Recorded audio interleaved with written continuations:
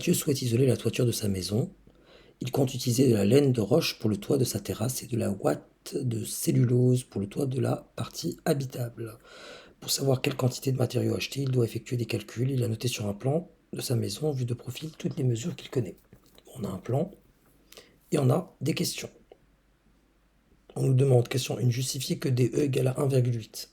Déjà, je vais identifier DE avant de déterminer que c'est 1,8. DE, c'est ce segment-là.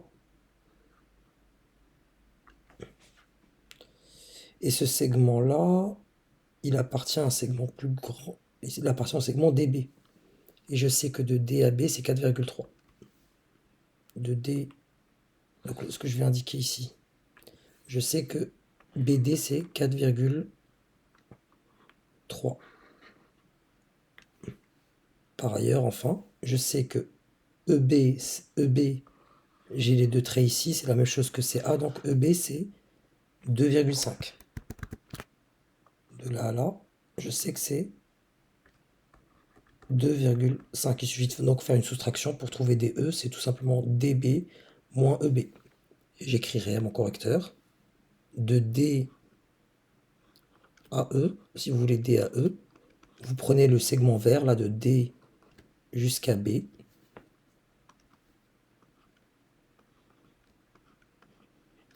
et vous lui retirez EB qui est la même longueur que CA. Vous obtenez alors 4,3 moins 2,5 pour obtenir effectivement 1,8 mètres. Donc là, j'ai cette longueur, c'est 1,8 mètres. Montrer que la longueur des F du toit, donc je viens de trouver que des E c'était 1,8. Il faut que je l'indique directement là. Et j'effectue ce dessin sur ma copie, il n'y a pas de souci. Parce que là on me demande des F. Je dispose d'un angle, j'ai un triangle rectangle déjà. DEF est un triangle rectangle. Je dispose d'un angle. Il est là mon angle.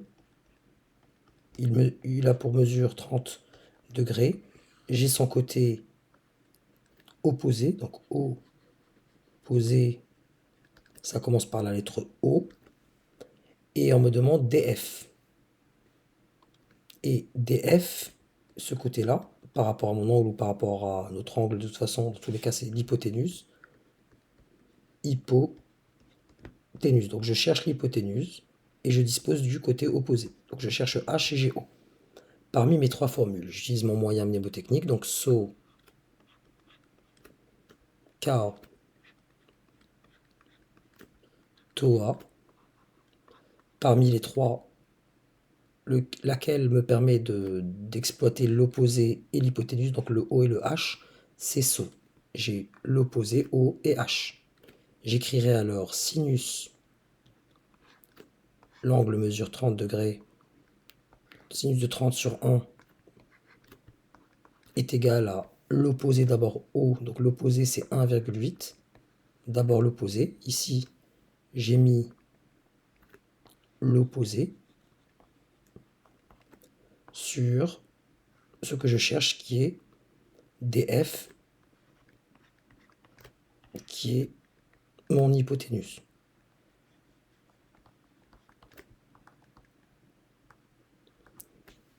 Pour déterminer DH, je m'aiderai la technique dite du produit en croix. 1 fois 1,8, donc 1,8 quoi, divisé par sinus 30, c'est tautologique, mais j'agis de manière algorithmique ici. Même si je sais que 1 fois 1,8, c'est égal à 1,8, bien entendu.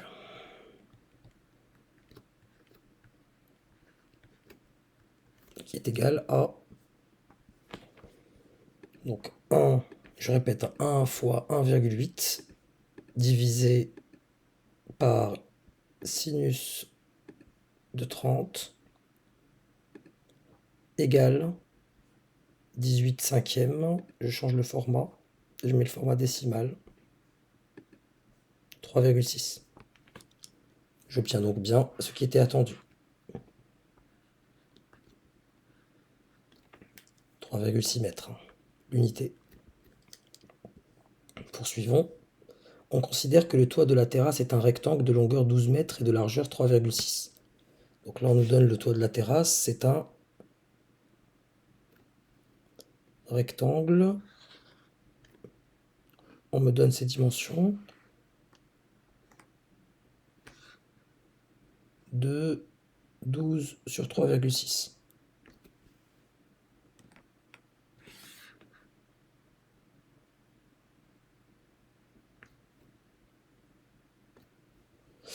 Bon, 12 ici sur 3,6.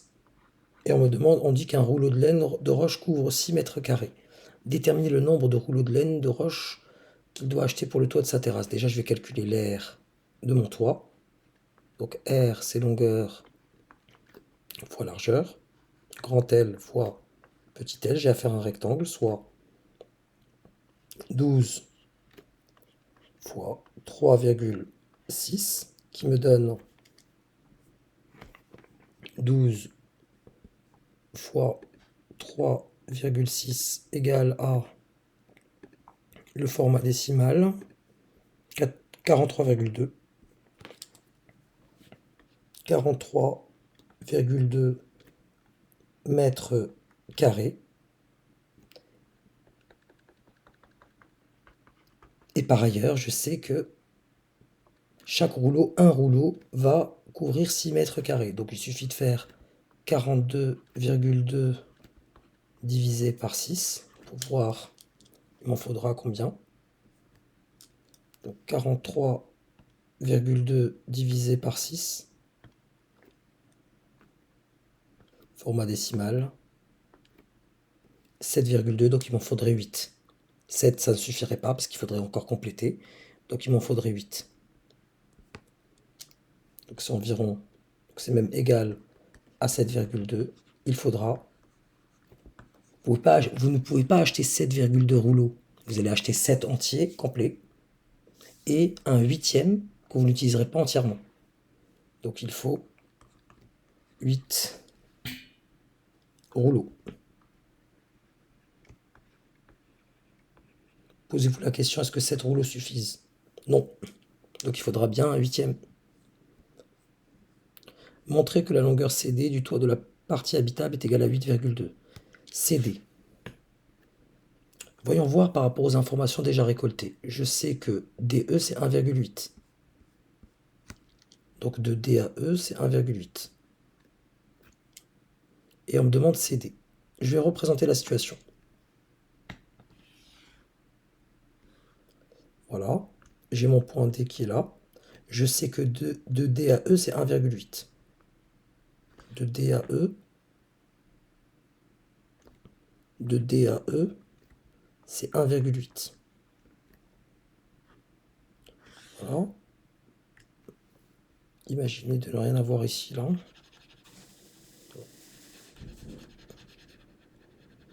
Ici, vous avez votre point C.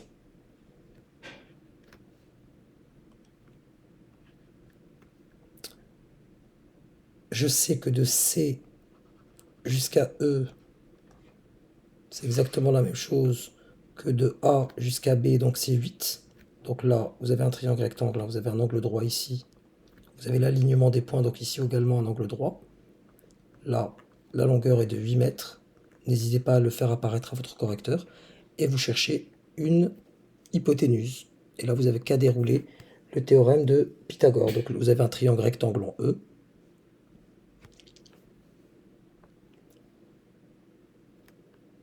CDE,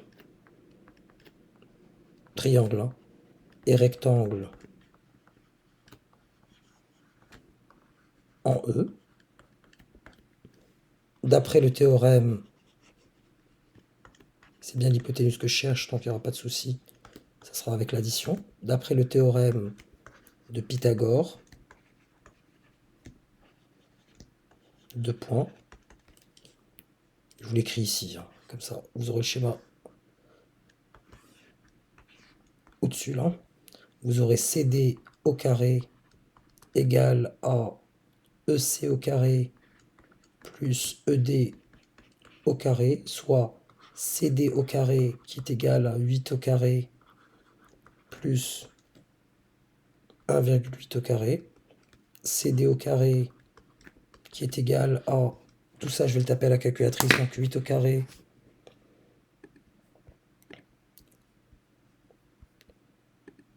plus 1,8 au carré,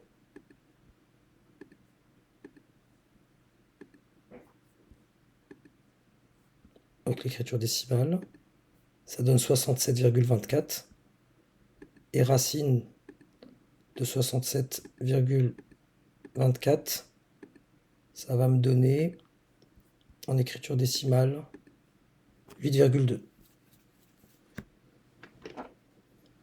Donc là, j'avais trouvé 67,24. CD étant une longueur. CD étant une longueur, j'en retiens que la valeur positive. Donc 67,24 qui est égal à 8,2 mètres, bien entendu. Est-ce que c'est ce qui était demandé? Oui, et nous avons réussi à y répondre. Mais il fallait bien voir, regarder le schéma initial. On n'avait pas tous ces détails. Il fallait, première étape, exploiter le fait que vous connaissiez la longueur DE. Là, vous prolongez de C jusqu'à E, puisqu'ici c'est 90 degrés, vous avez un angle plat là qui fait 180, donc là également vous avez 90 degrés, vous avez un triangle rectangle. Par ailleurs, de A à B, c'est la même distance qu'entre C et E, et là vous voyez que c'est un triangle rectangle et l'application est toute bête. Il fallait la voir. On considère que le toit de la partie habitable est un rectangle de longueur 12 mètres. Donc là on parle du toit de la partie. J'ai un toit, je vais le faire un peu plus petit que tout à l'heure. Mon rectangle, c'est 12 mètres sur 8,2. Très bien.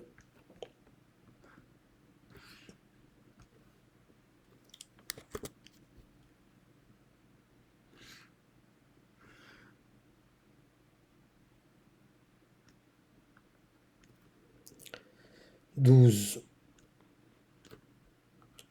et 8,2. On nous dit Mathieu souhaite installer de la ouate de cellulose sur une épaisseur de 10 cm. La densité de la ouate de cellulose est de 40 kg par mètre cube. Déterminer la masse en kg de ouate de cellulose qu'il doit acheter pour que le toit de la partie pour le toit. Donc là, il faut vraiment comprendre qu'on est parti sur de mauvaises bases. On a commencé à représenter un rectangle, mais là, on est plutôt sur une configuration type pavé droit. Je m'explique. Vous avez une base, en effet, c'est ce que je viens de tracer en rouge, elle est là, votre base. On va utiliser la perspective cavalière pour nous simplifier la tâche.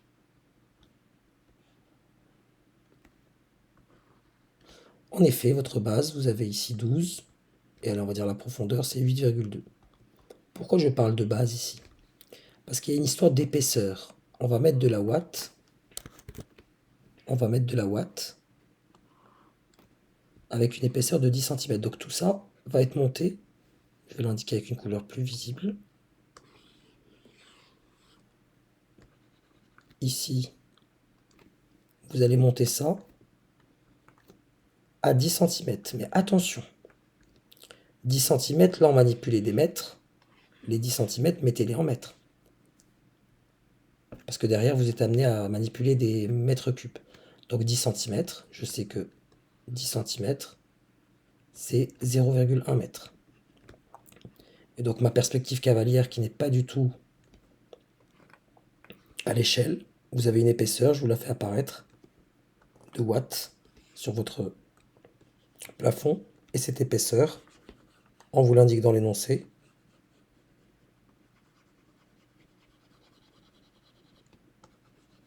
cette épaisseur, elle est de 0,1 mètre. Déterminer la masse en kilogrammes de watts de cellulose qu'il doit acheter pour le toit de la partie habitable. Bon. La densité de la watt déterminée en kilogrammes de watts de cellulose. Donc là, on va regarder. Déjà, on va calculer le volume. Le volume va me donner, j'ai besoin de combien de watts. Donc là, je suis sur du volume le volume d'un pavé droit. Donc je multiplie les trois dimensions entre elles la hauteur, donc c'est 0,1 fois 12 fois 8,2. J'obtiens alors 12 fois 0,1 fois 8,2. Toujours cette histoire de format, bon. 9,84. 9,84 mètres cubes.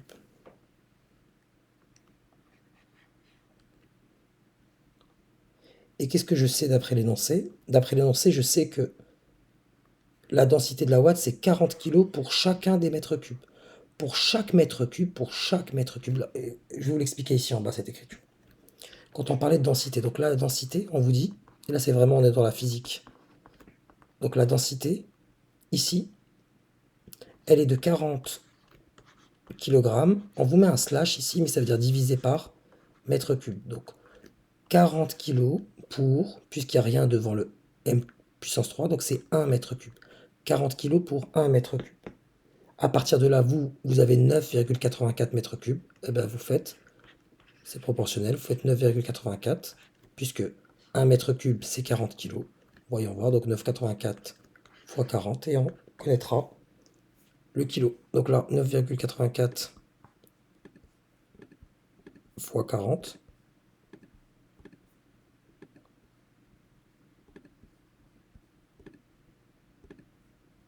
393,6. 393,6. Encore une fois, la question semble complexe, mais elle se ramène à des choses élémentaires. Mais attention à convertir les centimètres en mètres, avoir cette idée de volume, comprendre cette écriture de 40 kg slash m cube, donc 40 kg par mètre cube. Et puisque vous devez couvrir 9,84 mètres cubes, bah, il suffit de multiplier par 40, c'est tout bête.